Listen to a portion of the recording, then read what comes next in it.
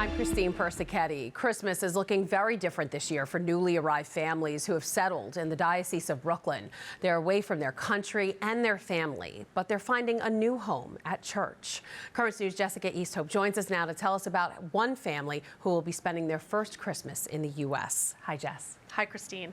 Jennifer Benitez and Brian Diate say the Christmas season at their migrant shelter in Queens couldn't be more different than what they're used to in Colombia.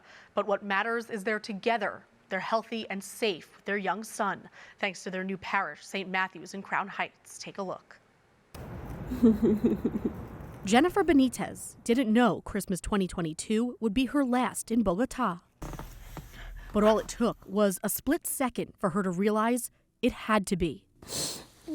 I try not to speak about it. It's very difficult for me. That moment was when the acid started to burn the skin off her left leg. Gang members attacked Jennifer with it as retaliation for her and her husband Brian, telling them to stop smoking marijuana outside their home to protect their young son, Julian.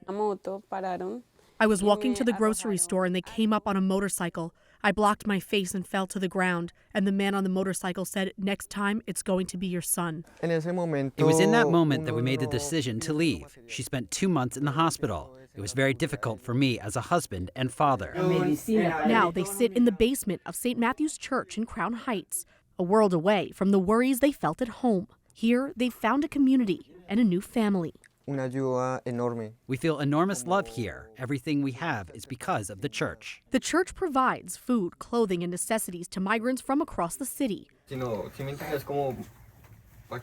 Pastor Father Frank Black says he can't help but find similarities between these migrants' stories and Jesus's.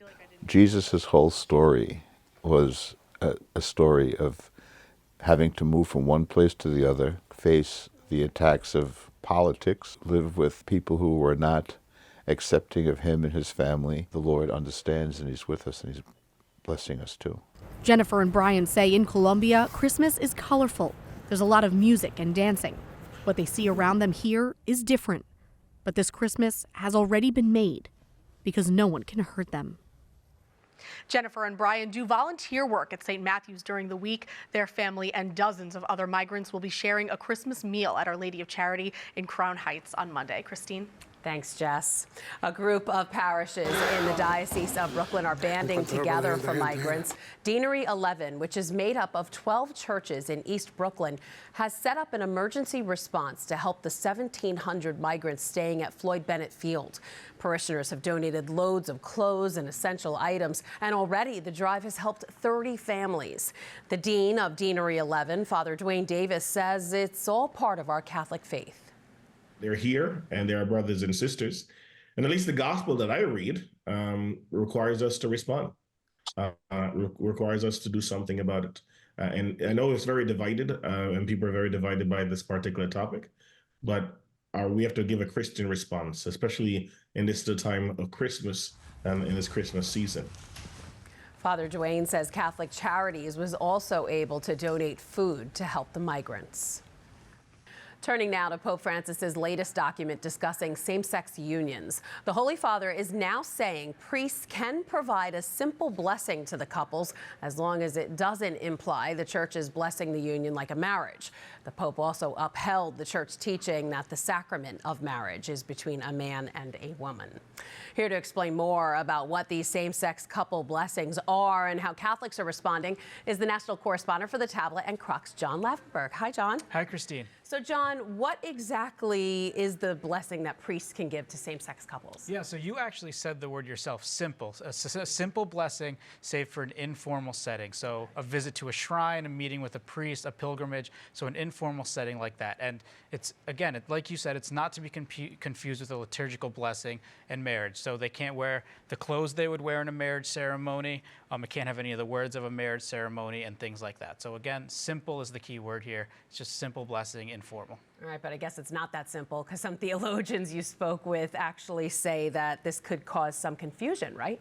Yeah, and what they're really saying is that the wording the Vatican used in this document can lead people to be confused that it can be used for a liturgical blessing or a blessing of a union, which it can't be, as we just talked about. And so they're saying that this causes confusion. We've already seen some of their examples where they say in certain parts of the world where these blessings are taking place, they'll see this as a green light to continue doing so. So we'll see how this unfolds over time and whether or not there is a clarification needed from the Vatican.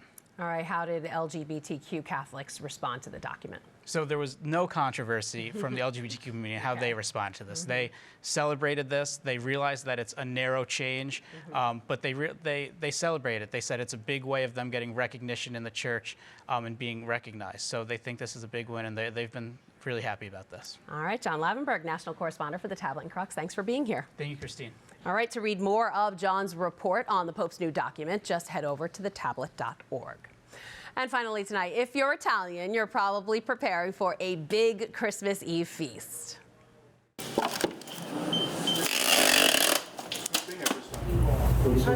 Families flooded Octopus Garden on Staten Island so they can get their spread for the Feast of the Seven Fishes. The iconic Italian tradition comes from the Catholic practice of abstaining from meat before a feast day.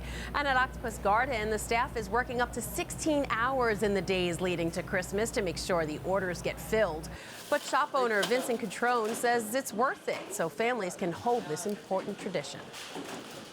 Without seafood, there's not Christmas.